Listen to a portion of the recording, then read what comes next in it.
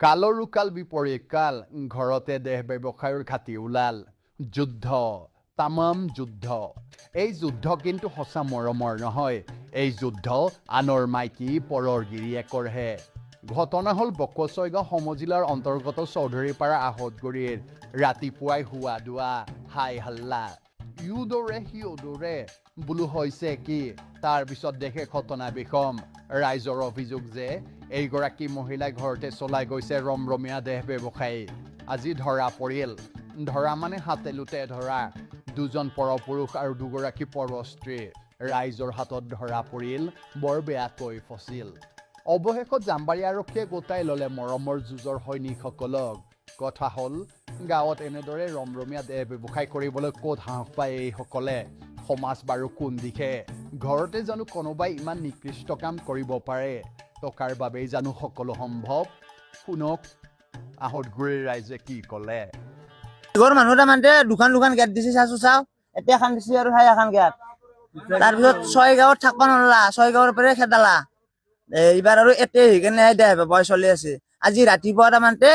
এটা বেলেগ মানুহ আছে আহি কেনে এন্টৰ তিৰিটোই মানুহটো লৈ গৈছি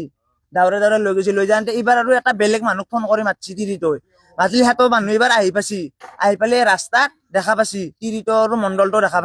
দেখা পাওঁতো এই যোনটো নেকি আহি আছিল সেইটো মানুহ দেখা পাই কেনে মণ্ডলটোক 2 গুৰি মাৰছি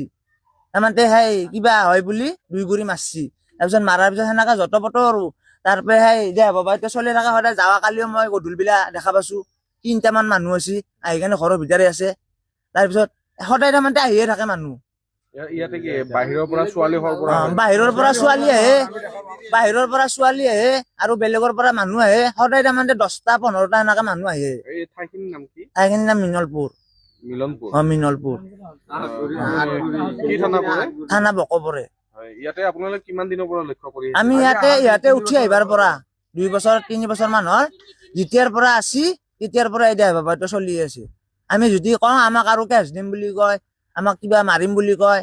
আপোনালোকে ৰাইজৰ ফালৰ পৰা একো ব্যৱস্থা লোৱা নাছিল নেকি বা আগতে পুলিচ প্ৰশাসনক জনোৱা হোৱা নাছিল পুলিচ প্ৰশাসনক জনাম বুলি কয় সিহঁতৰ হাতত মানুহ থকা বুলি কয় কিবা বুলি কয় আমাৰ সেনেকে ভয় লাগে আৰু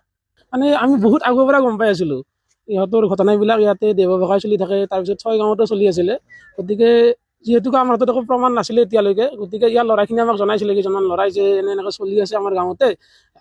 যিহেতুকে তোমালোকে সংগঠন কৰা কিবা কৰিব পাৰে নেকি তেতিয়া আমি কৈছিলো যে নিশ্চয় পাৰিম কিন্তু যদি আমাৰ হাতত একো প্ৰমাণ নাথাকে তেতিয়াতো যাই কিনে আমি ডাইৰেক্ট একো ক'ব নোৱাৰো আৰু ঠিক একেদৰে আজি ইয়াৰ ল'ৰাখিনি বহুত দিনৰ পৰা পিছা কৰি বা এনেকৈ চাই আজি হঠাৎ ৰাতিপুৱা ধৰিলে আৰু আমাক খবৰ দিলে এতিয়া আমি আহিছো